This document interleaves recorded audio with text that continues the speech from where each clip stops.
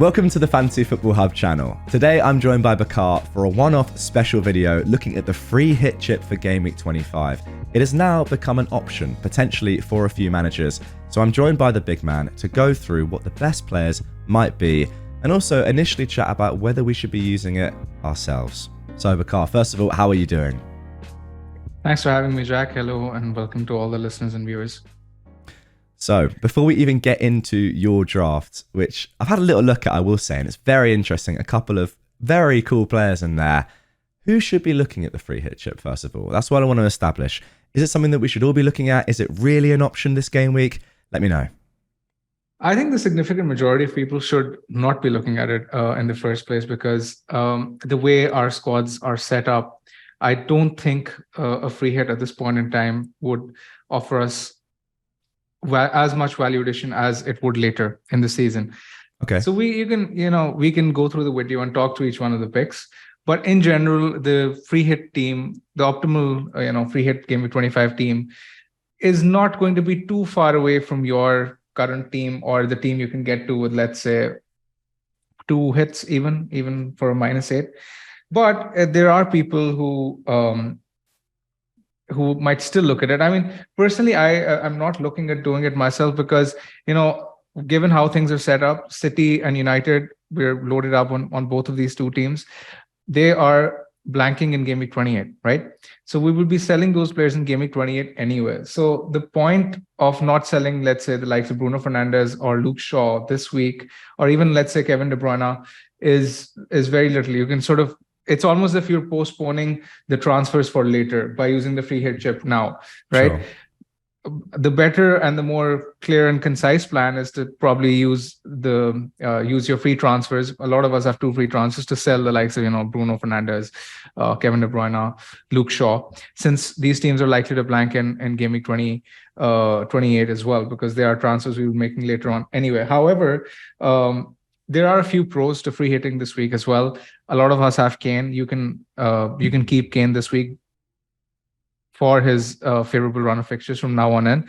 A lot of us who do not who own Kane but who won't be free hitting will be forced to sell Kane to afford the likes of Salah, right? So again, you're taking hits to sort of change structure, get the Liverpool players in, and I think free hit is also advisable this week for those people who are loaded up on Brighton and Brentford, because they are 2 teams who are blanking this week, but they have a double in Gameweek 27, and again a very high chance of doubling in 29 as well. So if you're loaded up on Brighton and Brentford, then free hitting this week makes slightly more sense because it allows you the opportunity to keep those doublers for later. Okay, so not an option for everyone, but there definitely is scope to use it depending on your team. Yeah, as you were saying that, yes. I was thinking of the people that have the likes of Dunk, Mitoma, Tony, etc., maybe Kane as well. It could definitely be an option. And we have seen over the years that sometimes the suboptimal play often is the one that gets the most points. And I put that in inverted commas, by the way. However, with that all being said, let's get onto your team if you were to build one. This would be, obviously initial thoughts, but right now this is the sort of team that you'd go for. So I'm going to bring up the Fantasy Football Hub My Team tool, which is an amazing tool which gives you loads of additional stats apart from just the initial team. It gives you fixtures, it gives you predicted points, a team rating, etc., etc. I brought up a team here. Let's go through it. Let's build it player by player. Sure. So the keeper I'm going to go for is Pickford.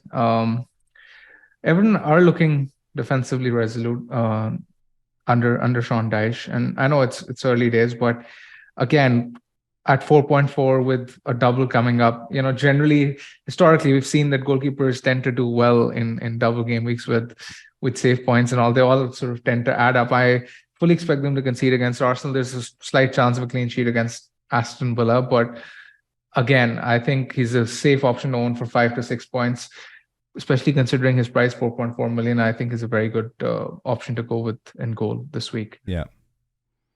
And I think as well that people might get scared of that Arsenal game, but there are save points in that game.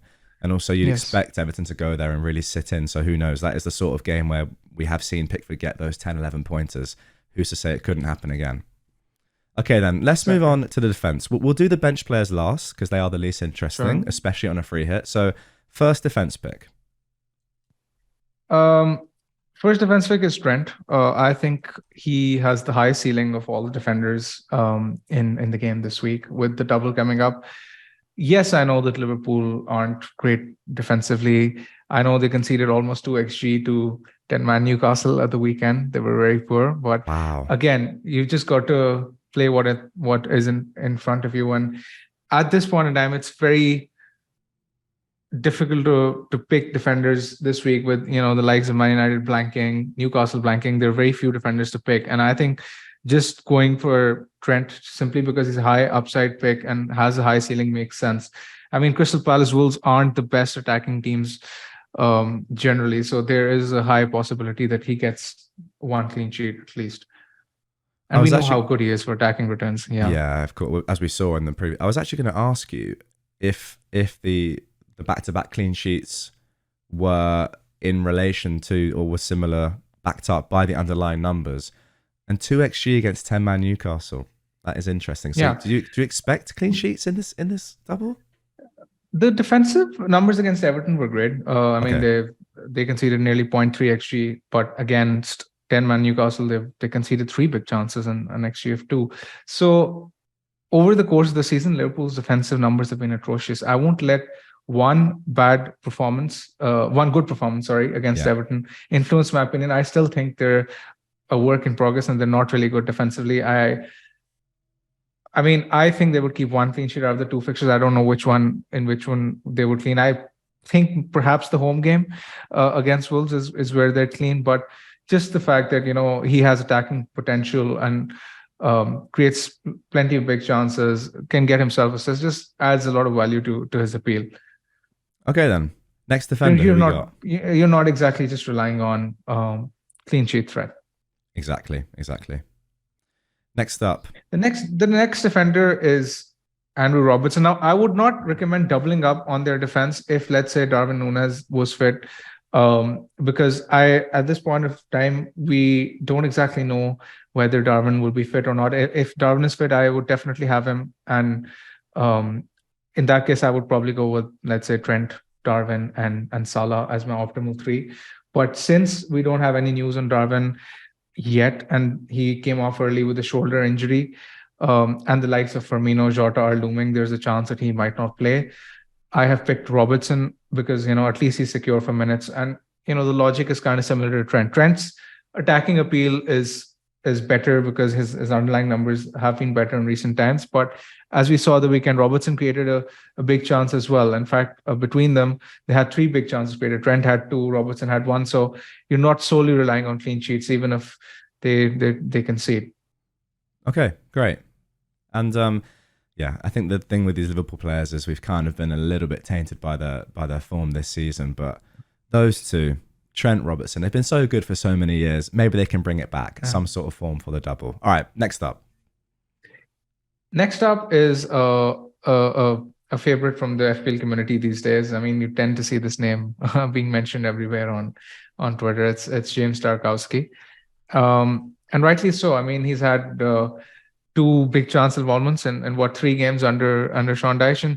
And in general, when you look at how Everton are playing, they seem to be heavily reliant on set plays, and Tarkowski is the man who's getting at the end of those crosses. In general, he seems to be the main target at set pieces. So, I mean, he could have had a goal this weekend as well. It was a good save from Mellier earlier on. I mean, against Liverpool, he hit the bar. He scored against Arsenal, so he does have some kind of threat. So, again, he'd be my pick from the double game week defenders this week.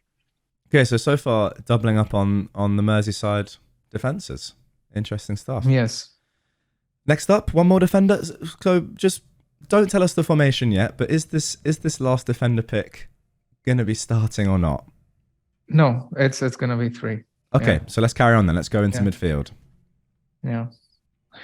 The midfield, the first one is Mo Salah. I think he is, I mean, kind of like a no-brainer this week with the with the double coming up, I think he'll be heavily captained as well. It's Yeah. going to be tough, in fact, picking between him and Saka this week. It'll be a big talking point. But I think Salah comes in, especially because with Diaz, Firmino, Jota all back in training, all fit. It's really difficult to nail down who the best Liverpool attacker is, and Salah is just secure for minutes. So he is by default the best pick amongst the lot, just because of the fact that he's nailed for minutes, right? You can't be relying on other players because you never know who's going to start, especially with the Madrid game also sandwiched in between next week. So you never know what's going to happen. Now, Hub's My Team tool has his predicted points at 12.9. What do you think about that? Too high, too low, just about right? I think it's slightly high. It's Okay. slightly high. I'd expect around 10 to 11 points. 10 points, more or less, would be my guess. One blank and one goal is what I'd expect this week. But to be fair, from a captain, that you wouldn't say no to that. And it's interesting now. Yeah. You've been speaking about Salah v Saka for this week in particular for quite a while, and it's coming. It's coming to fruition. This is the decision. Yeah, finally. Exactly. So, I mean, we sort of have been speaking about it since the past 3 weeks now. And yeah, Saka, again, by default, being their best Arsenal defender, by best Arsenal attacker, he's in form. Probably the one you'd go for when it comes to the Arsenal attackers, because he's posting some good numbers as well. He's on penalties. So yeah, he'd be my pick from Arsenal. So I've put him in. Because he said he's there. All right. So that is 6 players down. Couple more midfielders to come.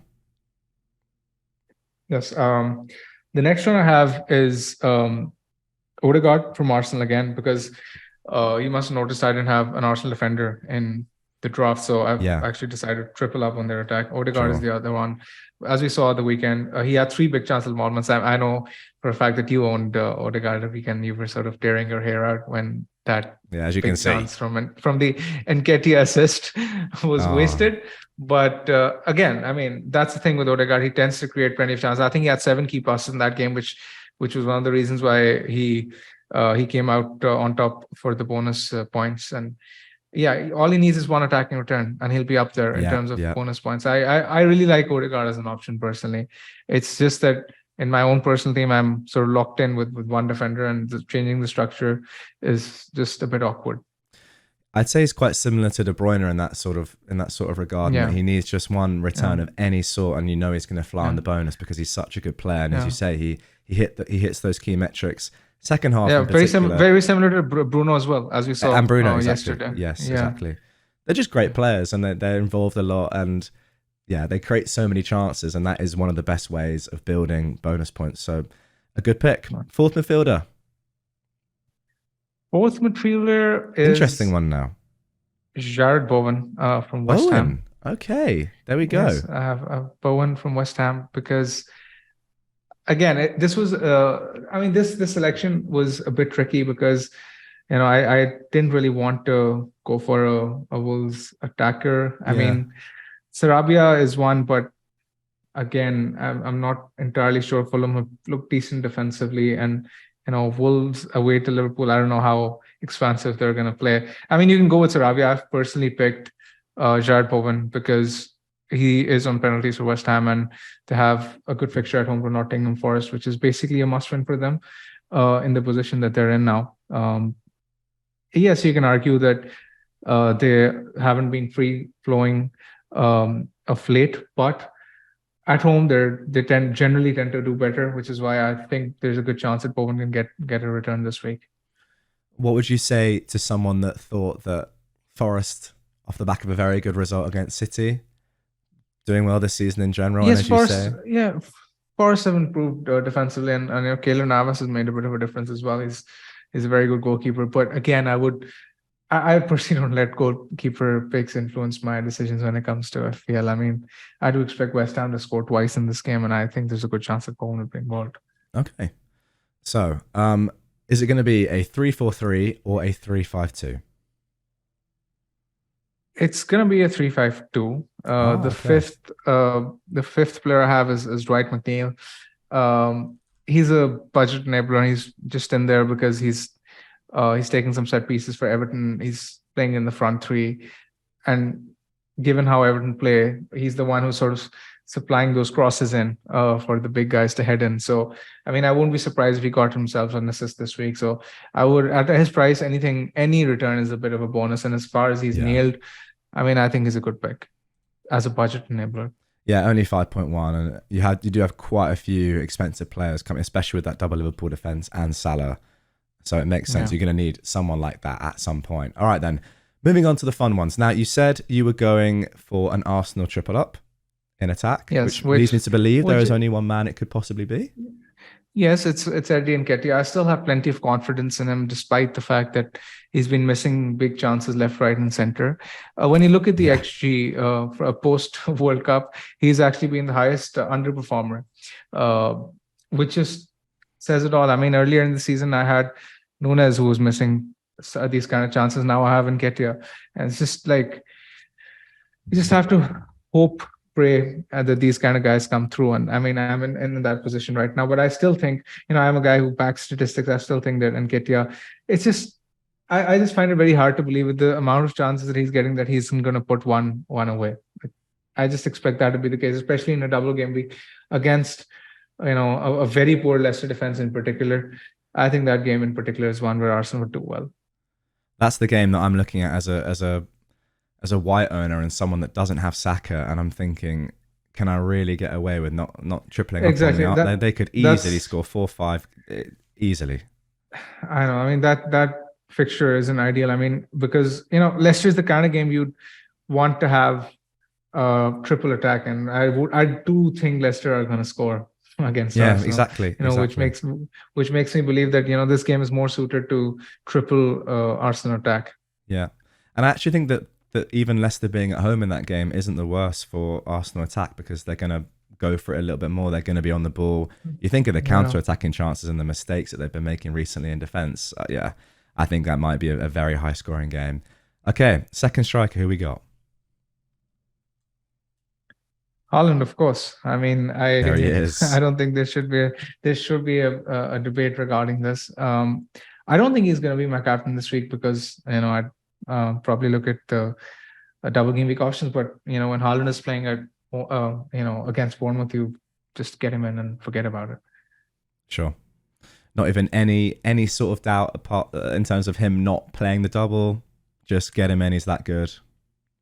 Yes, I mean. And as long as he's starting, I do expect him to start for City because, I expect City to rest players against Bristol. I think they're playing Bristol next week in the Cup. So, I don't think they'll rest. Pep is going to rest his players in the league, especially with the position they're in. Okay, so that is the 11. Only 17.1 left in the bank, although that is with 100 million squad roughly. Just fill us the rest in. Fill the bench fodder in just quickly for us if you don't mind. I mean, I've got Foster as my sub goalkeeper. He's playing for Spurs these days, and I mean Chelsea have been misfiring. Who knows if he's needed, he can come away with something. Other than that, there's I've gone with two Wolves defenders, Kilman for security, Bruno just because he's very cheap, and Nonto actually as my first sub. In case someone missed out, I would want Nonto to come in because his fixture at home to Southampton is decent. Okay. There you go. So overall, looking at this team, are you a tiny bit tempted to go for it? Or based on what you said at the start, are you thinking, not really? To be very honest, I am more tempted to wildcard than free hit this week.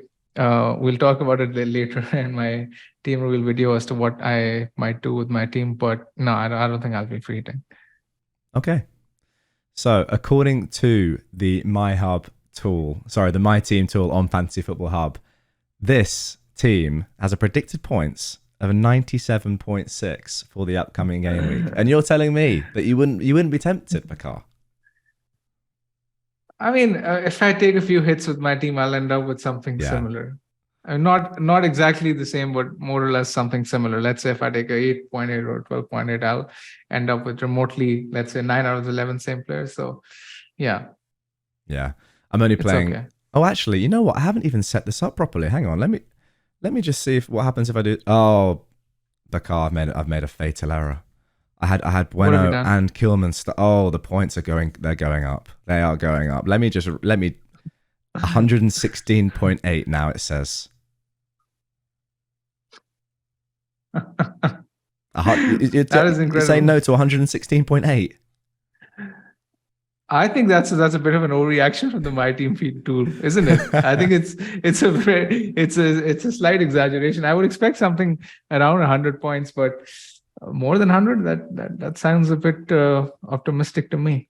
It's a lot, but hey, you never know. We've seen it before. You have built a team according to the tool here that has a game week rating of 99%, which is pretty impressive. I'm not sure where that 1% could come from, but from my point of view, it looks pretty much perfect. Maybe it's the Bowen pick actually, just because he has a Could be. predicted points of 5.1. There might be someone else with a little bit higher, but you have your reasonings for that pick, and it's a very good one. Yeah. So yeah, overall, it looks pretty good on paper to me. Guys, if you do want to check out the tool yourself and plug in your own team if you are on the chip, or just get your own team in anyway, then the link to that is down in the description. Go ahead and check that out. But for now, I think that's going to do it. Overall, you happy with the team? Do you think it's a week where it could see an explosion of points from a free hit from the optimal players? I think the Liverpool are going to make or break the game week.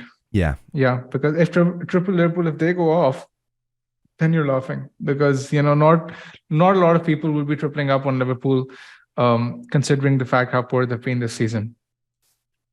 Yeah, fair enough. Okay then, that is going to do it for this one. Guys, if you were tempted by the free hit chip before and you've just seen the 116.8 point possibility that could be coming in this game week, then surely Bakar's twisted your arm. I don't know. Maybe mine's going. I don't know. But yeah, that is going to do it for this one. I hope we've given you some insight into the potentials of this week. And with that all being said, we will see you very shortly this week for Bakar's upcoming team reveal.